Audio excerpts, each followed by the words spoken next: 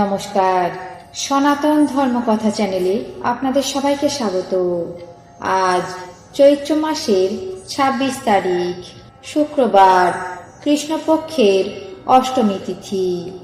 মহাভারতের সভাপর্বের ২১তম অধ্যায়ের প্রথম অংশ, জরাসন্ধের দ্বারা নিজের অপরাধ জিজ্ঞাসা পর্ব শুরু করব। নারায়ণং নমস্কৃত্য নরং চৈব নরোত্তমং দেবীং সরস্বতীং ব্যাসাং ততো জয়মুদীরয়েৎ। মহারাজ জরাসন্ধ কৃষ্ণ, ভীম এবং অর্জুনকে নানাভাবে জিজ্ঞাসা করলে ভীম অর্জুন মৌন রইলেন এবং কৃষ্ণ স্মিত এবং গম্ভীর স্বরে বলতে লাগলেন, হে রাজন, তুমি আমাদেরকে বেদ পারক ব্রাহ্মণ বলে মনে করছো, কিন্তু ব্রাহ্মণ, ক্ষত্রিয় এবং বৈশ্য এই তিন জাতি স্নাতক ব্রত গ্রহণ করে থাকে। এরা সকলেই বেদ পারক। এদের বিশেষ নিয়ম এবং অবিশেষ নিয়ম উভয়ই আছে। ক্ষত্রিয় জাতি বিশেষ নিয়মী হলে সম্পত্তিশালী হয়। পুষ্পধারী নিশ্চয় শ্রীমান হয় বলে আমরা পুষ্প ধারণ করেছি। ক্ষত্রিয় বাহুবলেই বলবান, বাক বীর্যশালী নয়। এই জন্য তারা অযথা বাক্য ব্যবহার করেন না। বিধাতা ক্ষত্রিয়দের বাহুবলেই বল প্রদান করেছেন। হে রাজন, যদি তোমার আমাদের বাহুবল দেখার ইচ্ছা থাকে তবে আজই দেখাতে পারি।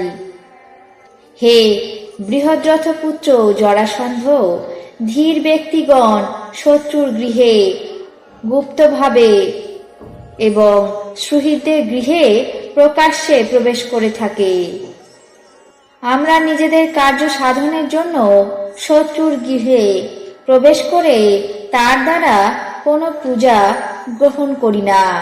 এটাই আমাদের নিত্যব্রত।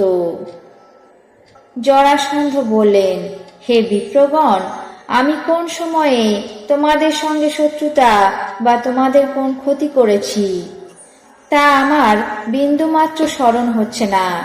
তবে কি জন্য বিনা অপরাধে তোমরা আমাকে তোমাদের নিজেদের শত্রু মনে করছো?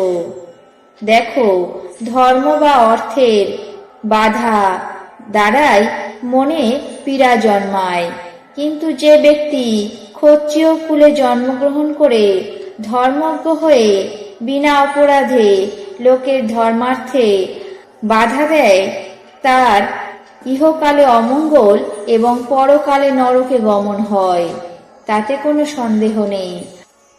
ত্রিলোকের মধ্যে সৎ পথে গমনকারীদের পক্ষে ক্ষত্রিয় ধর্মই শ্রেষ্ঠ। ধর্মবিদ ব্যক্তিরা কেবল ক্ষাত্র ধর্মেরই প্রশংসা করে থাকেন। আমি নিজের ধর্মে নিরত প্রজাগণের কখনো কোনো ক্ষতি করিনি। তবে তোমরা কি জন্য আমাকে তোমাদের শত্রু বলে মনে করছো? মনে হয় আমার প্রতি তোমাদের ভুল ধারণা হয়েছে। কৃষ্ণ বললেন, হে মহারাজ, যে কুলপ্রদীপ একাকী কুলকার্যের ভার বহন করছেন, আমরা তারই নিয়মক্রমে তার বধের জন্য উদ্যত হয়েছি। ক্ষত্রিয় রাজাদেরকে পূজার উপহার স্বরূপ বলি দেওয়ার ইচ্ছাই তোমার অপরাধের কারণ এবং তাই তুমি অপরাধী হয়েছ। তবে কি বলে নিজেকে নিরপরাধ মনে করো? নিরপরাধ অন্যান্য রাজাদের প্রতি হিংসা আচরণ করা কোন রাজার কর্তব্য কর্ম? তবে তুমি কি জন্য রাজাদেরকে এখানে নিয়ে এসে মহাদেবের কাছে উপহার হিসাবে প্রদান করতে চাইছো? আমাদেরকেও সেই পাপী হতে হবে, যেহেতু আমরা ধর্মচারী এবং ধর্মরক্ষণে সমর্থ।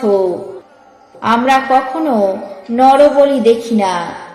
তুমি কি ভেবে নরবলি দিয়ে ভগবান পশুপতির পূজা করার ইচ্ছা প্রকাশ করেছো?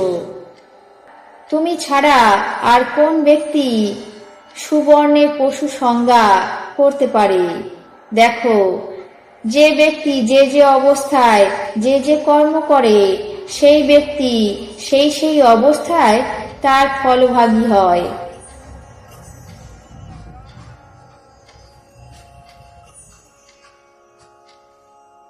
আজ মহাভারতের সভা পর্বের 21তম অধ্যায়ের প্রথম অংশ, জরাসন্ধের দ্বারা নিজের অপরাধ জিজ্ঞাসা পর্ব এখানেই শেষ করছি। বাকি অংশ আগামী পর্বে পাঠ করে শোনাবো। এখন জেনে নেব আজকের দিনের 12টি রাশির রাশিফল। মেষ, প্রেম প্রণয়ে বাধা। বৃষ, বনিবনার অভাব। মিথুন, পদপীড়ায় কষ্ট। কর্কট, ভাগ্যোদয়। সিংহ, চাকরির সুযোগ। কন্যা, মানসিক শান্তি। তুলা, সত্য কথনে অশান্তি। বৃশ্চিক, আয় বৃদ্ধি। ধনু, পারিবারিক শুভ। মকর, রোগ মুক্তি। কুম্ভ, সহানুভূতি লাভ। মীন, ব্যবসায় অশান্তি। এই ছিল আজকের দিনের 12টি রাশির রাশিফল। আপনাদের কেমন লাগলো তা অবশ্যই কমেন্ট বক্সে জানাবেন। চ্যানেলটিকে সাবস্ক্রাইব করবেন, লাইক করবেন, শেয়ার করবেন। ধন্যবাদ।